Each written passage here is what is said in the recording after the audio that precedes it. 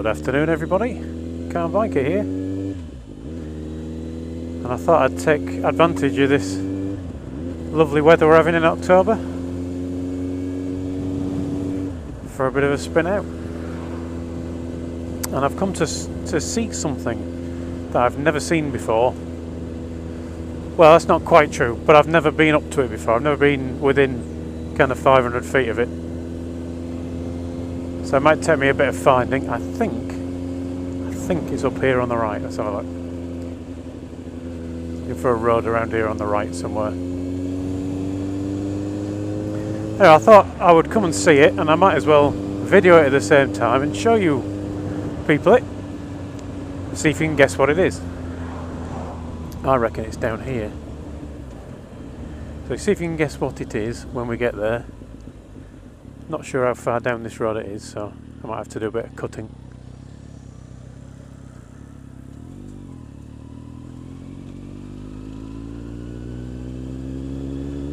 In fact, I can already see it.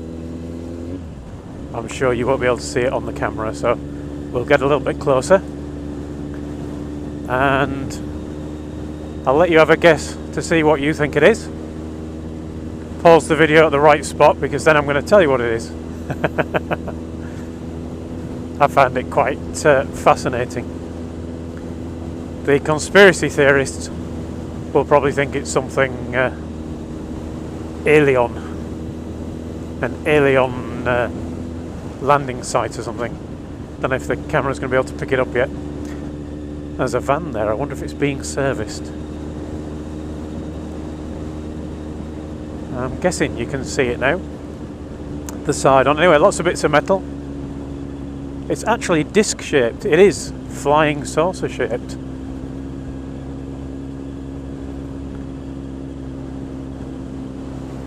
Pretty cool. It's got lots of little flying saucers on the top.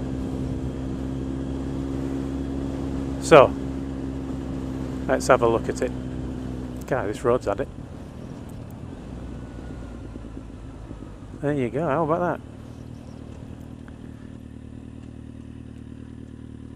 The gate's open as well.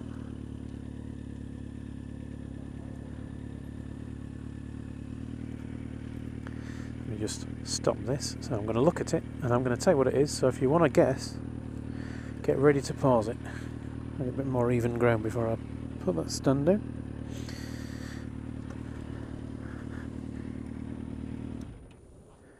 So there it is. So it's a big circular thing. There's a kind of antenna in the middle, lots of mesh, all suspended in the air. Can you guess what it is yet? Pause it now if you want to have a guess. Did you guess? There's a clue up there.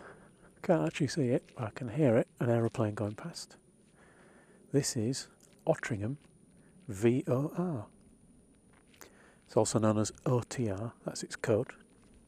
And it is a VOR. VOR is a VHF, very high frequency, omnidirectional range.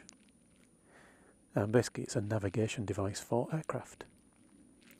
So this thing's quite clever. Now, I'm not sure how well this is going to come out, because looking at the Google Maps, if you go down to Google Street View, you'll find that their pictures have been somewhat corrupted. If you want to find this, look for Ottringham in East Yorkshire.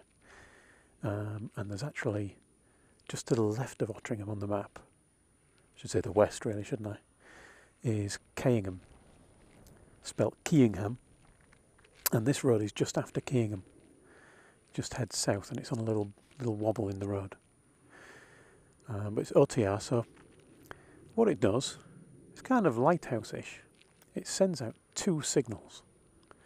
The first is sent out as a beacon, kind of a blip, if you like, in all directions. Imagine a flashing light, but obviously it's radio, not light. And that sends out a pulse in all directions, so you can detect where it is. And you can actually tune your radio into it and listen to the channel. And if you listen to the channel, it's got Morse code on it. It's the Morse code for OTR, which is Ottringham. It also sends out a second signal, and the second signal is out of phase with the first, and it's actually rotating. So at due north, the two signals are entirely in phase, so if you map them as sine waves they would overlap perfectly. Whereas at due south they're entirely out of phase, so they're completely against each other. And all the way around they give out slightly offset waves. And then in your aircraft you have a device that you tune into this. You listen to it to make sure it's transmitting OTR on the Morse code and not out of service or something like that. Or if it's not transmitting anything, you assume it's out of service.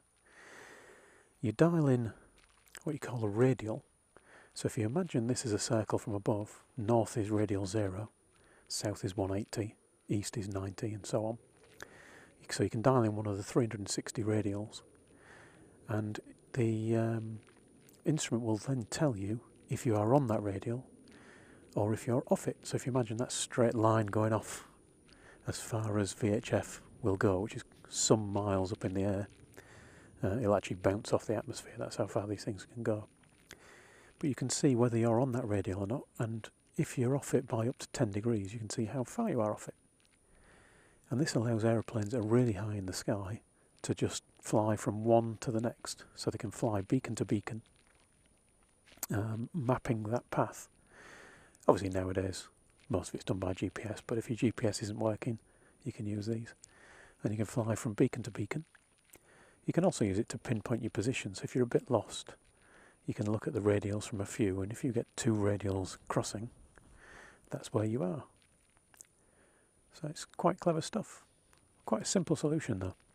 Like some lighthouses that have a flashing light on the top as well as the rotating light.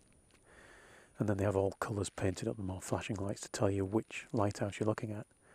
So you only need then one lighthouse to work out what direction you are away from it. And if you've got two lighthouses you can pinpoint exactly where you are at sea. This is exactly the same in the air. Now for the type of flying I did, we did use these for instrument practice, but you know, if you're in cloud and things that's quite useful, but we were at such low levels actually we'd navigate just by looking on the ground. So you wouldn't navigate by small things when people think about navigating by towers and roads and things. A lot of them you can't really see. What you can see are things like power stations, towns and villages, particularly cities, you can see them. And motorways are good, so if you know you're going to follow a motorway to wherever you want to get to in an aeroplane, you'll actually follow it with a motorway on your left. That's the idea, so that anybody who's following it the other way is also on the right of the motorway, if you like. The motorway's on their left, so hopefully you don't hit each other.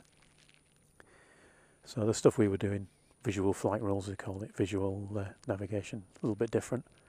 But this is there to get you out of trouble if you get caught up in clouds and you know how to fly in cloud. But yeah, thought I'd show you. I've never got this close to it. Hopefully the video hasn't been completely corrupted. It's not a UFO landing station. Just to prove a point, there's an aeroplane above us. You won't be able to see that one right in the distance. There's a small one somewhere around here. That's probably not using it. He's probably heading out to Spurn Point, because that's another good place to navigate by. And there's a reasonable sized aeroplane up there, 4-engined job that's come out of Humberside Airport. So that's probably been sent out of the airport, told to turn left, head out to the north via Ottringham. Clever stuff. And here's a man who's servicing it, hopefully. So I hope that was interesting for you. One of the things that interests me. Thanks for watching everyone. Ride safe, and I'll talk to you all again soon.